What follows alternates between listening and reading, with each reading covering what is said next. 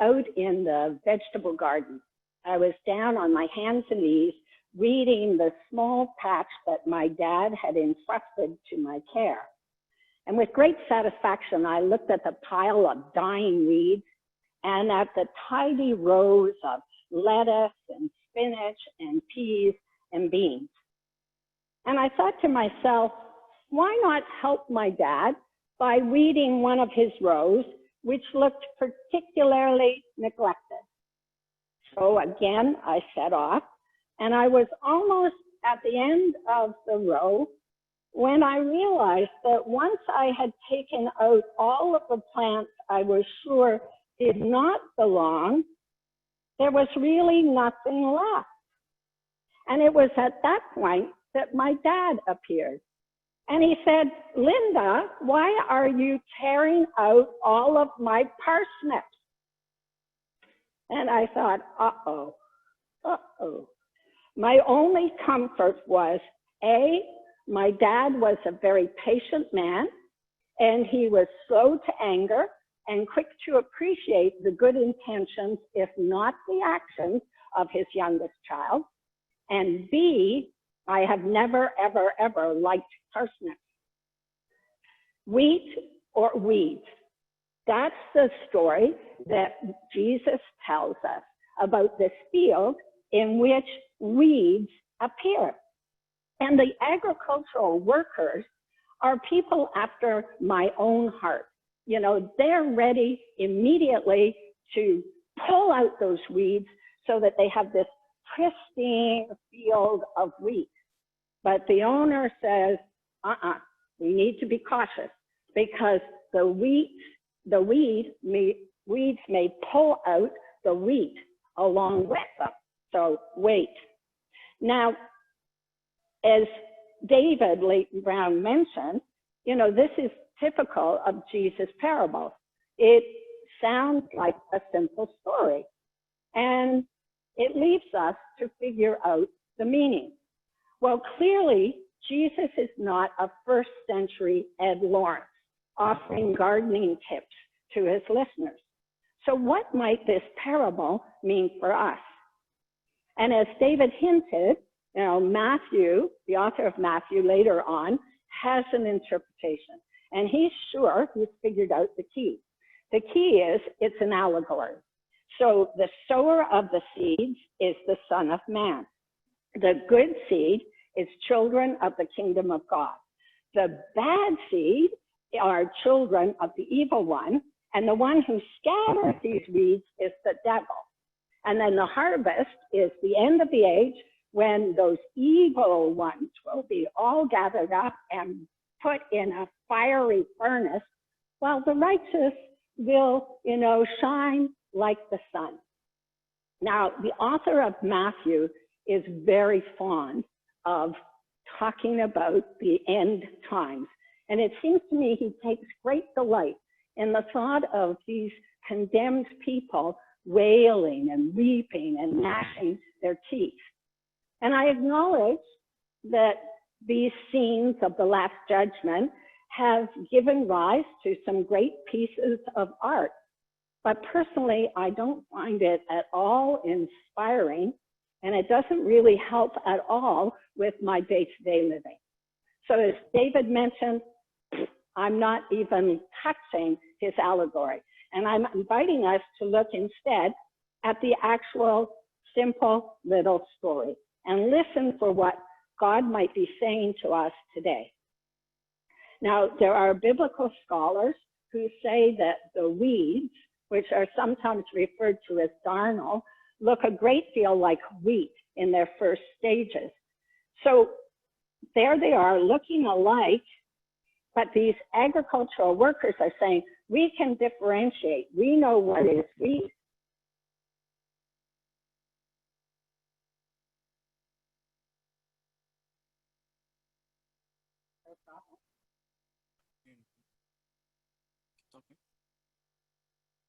Okay. Yep. Okay, I got it. Yeah. All right. Okay, this is good. I love technology. Anyway, so that they're saying that they can tell the difference between, you know, the weed and the wheat. And at times, do we human beings act as if we can see the difference between we and we? That we know what are good things and what are bad things. Now, take something as simple and elemental as food.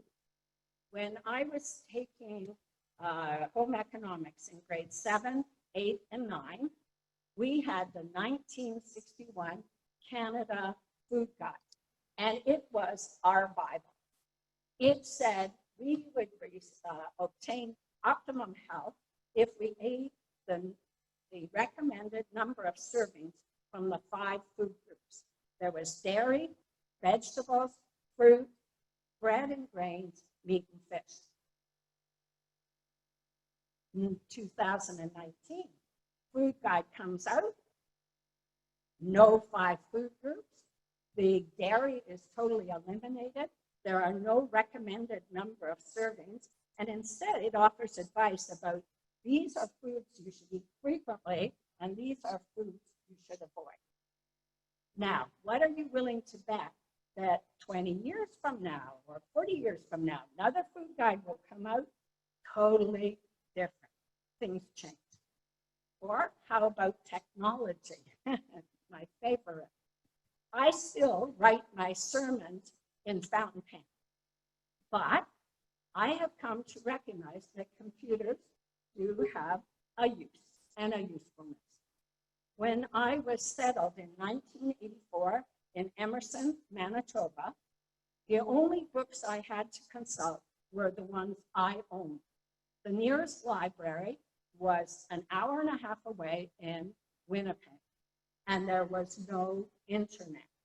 So can you imagine my frustration when I'm trying to create my sermon and I half remember an event, I half remember a quotation or a hymn, and I'm racking my brains trying to remember the rest.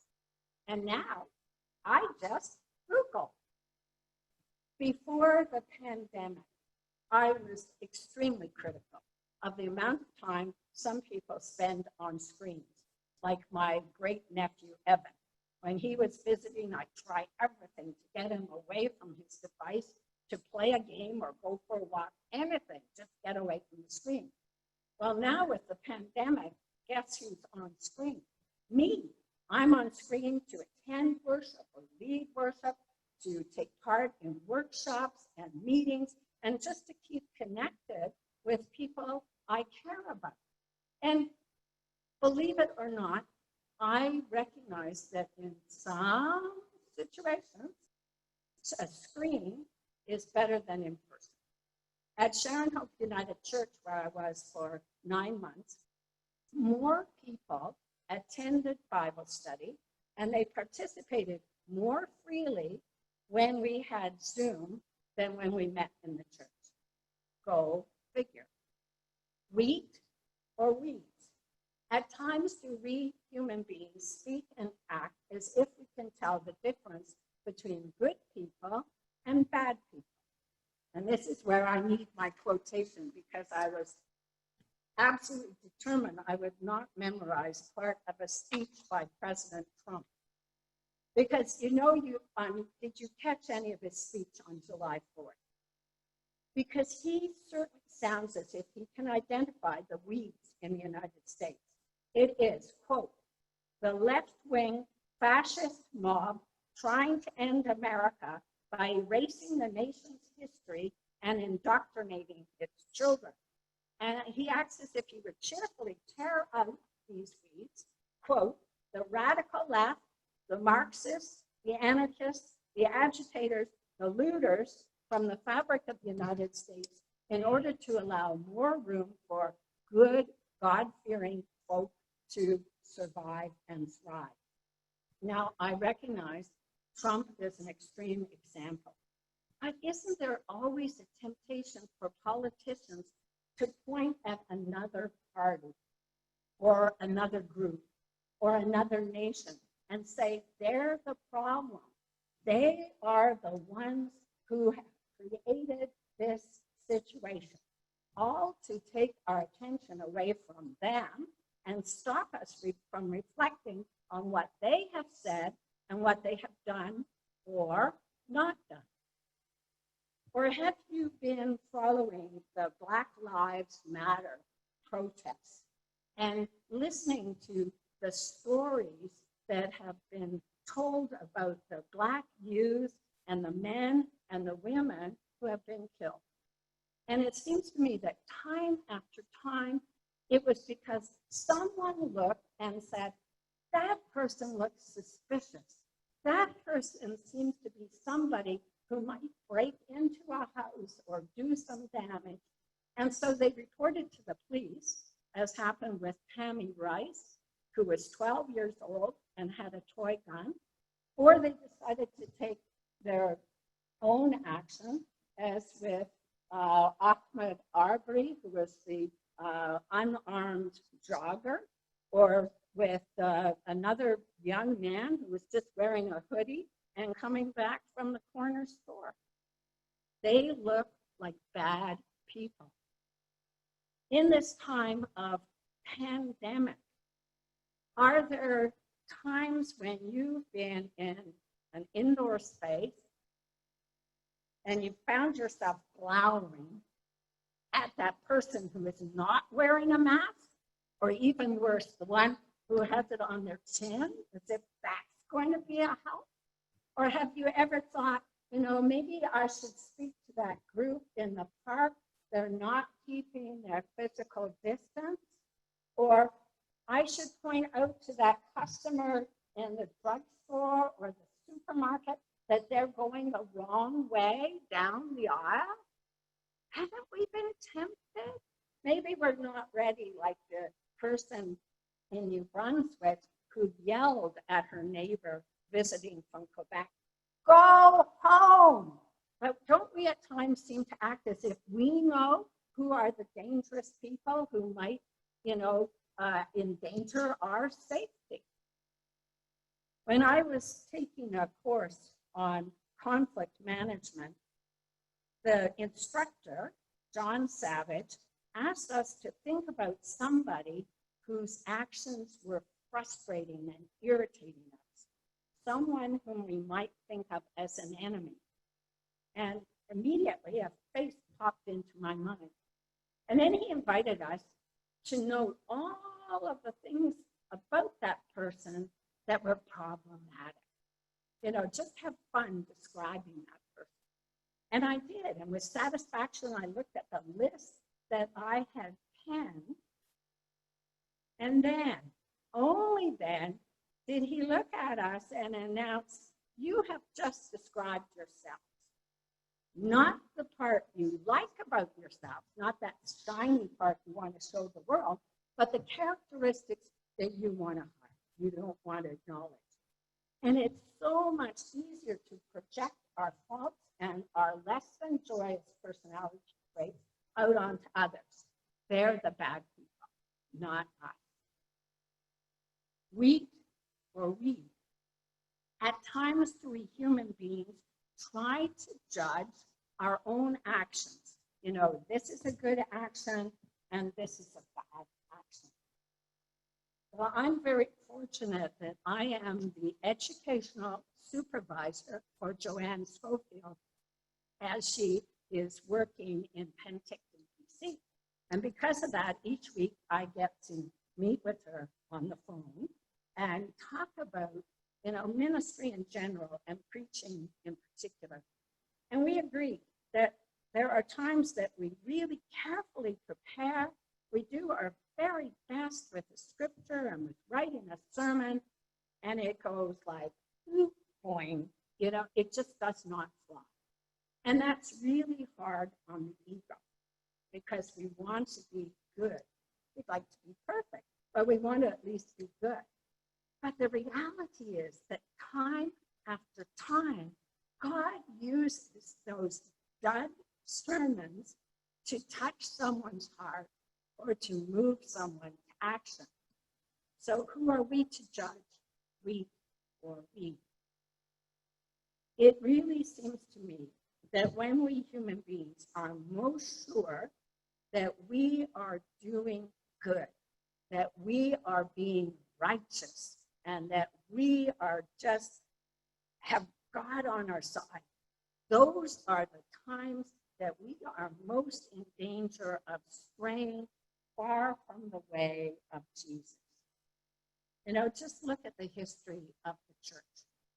The Crusades, you know, to liberate the Holy Land from the infidel, and en route massacre Jews. Or the Inquisition, you know, to purify the church from heretics. Or Indian residential schools, you know, to bring Christianity and modern education to First Nations. Wheat or weeds? We human beings, like those agricultural workers, may think we can tell them apart as we look around at things and at people, or as we reflect on our own actions. We may say, oh yeah, these are good and these are bad. But the reality is that all too often we tear up wheat with the weeds. We overdo. We create more havoc than we do good. So why not leave the judgment to God, who actually knows us completely? Why not hold more loosely to what we think we know and open ourselves more to God's love and guidance and wisdom as we attend the entire field of this work?